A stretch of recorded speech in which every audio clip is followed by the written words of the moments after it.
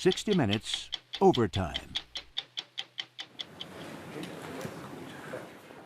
Waiting for a prince to come.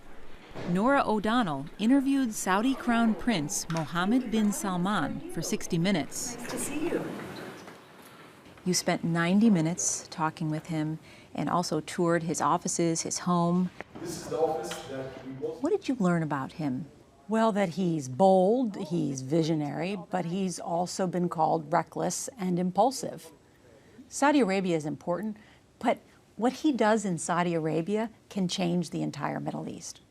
O'Donnell and two 60 Minutes producers, Vanessa Fika and Graham Messick, met with the prince more than a year ago and showed him past 60 Minutes stories, including this one about Ronald Reagan. Well, we're coming up now to what's called Bald Mountain. We were trying to explain to him what 60 Minutes was, and he loved it, and he got it immediately. So once you had him in the interview chair, did he say anything that surprised you? He said a lot of things that surprised us.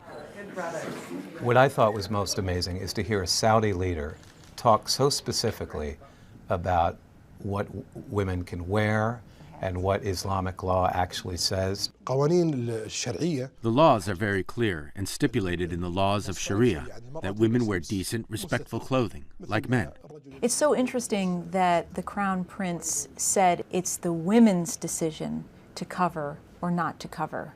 The decision is entirely left for women to decide what type of decent and respectful attire she chooses to wear. Is there some friction there between what the Crown Prince said in his interview and what you saw on the street? Absolutely, yeah. Our team, we were out for dinner, and as we're, on the sidewalk, just chit-chatting, a car just pulls up kind of frantically, and we hear something from a megaphone? A megaphone. Yeah, we hear something from like a megaphone, and it's in Arabic. We don't know what they're saying, but then the window rolls down, and this guy looked like the Saudi religious police. He had the head covering and a very long beard. I took out my iPhone and actually started filming them and walking toward them. And then we locked eyes, and he told me to cover my hair. In English? In English. Was he yelling at you, or? I would say hectoring. Was that surprising that would happen? We were surprised, but we're pretty read in here, and the religious police have lost their ability to make arrests. I think that Mohammed al-Sheikh, who's one of the people we interviewed, asked us, well, did they arrest you? No. Did they insult you? Did they do anything? No. See, about 3 years ago, you probably would have been Arrested. He had a pretty good response, which is, you don't know what it used to be like.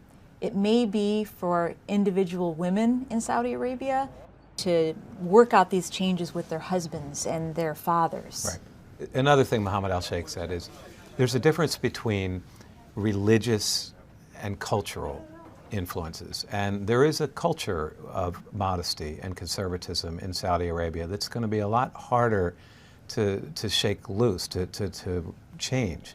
I think the Crown Prince, in a lot of ways, he reminds me of one of those eternal optimists like Franklin Roosevelt or Reagan. He's saying these things, and everyone's listening. But when you meet people, there's sort of a wait-and-see approach. You didn't cover your hair? No, and I really didn't need to as a Western woman, but every Saudi woman has her head covered. I would have felt uncomfortable not wearing my abaya walking around. You can see here, there are only men. Did you buy that there? As a matter of fact, we picked up about half a dozen abayas for the whole team in Brooklyn. And when we got to Saudi Arabia, so many people said, your abaya is so beautiful. Where did you buy it? And we said, well, actually, we got it in Brooklyn.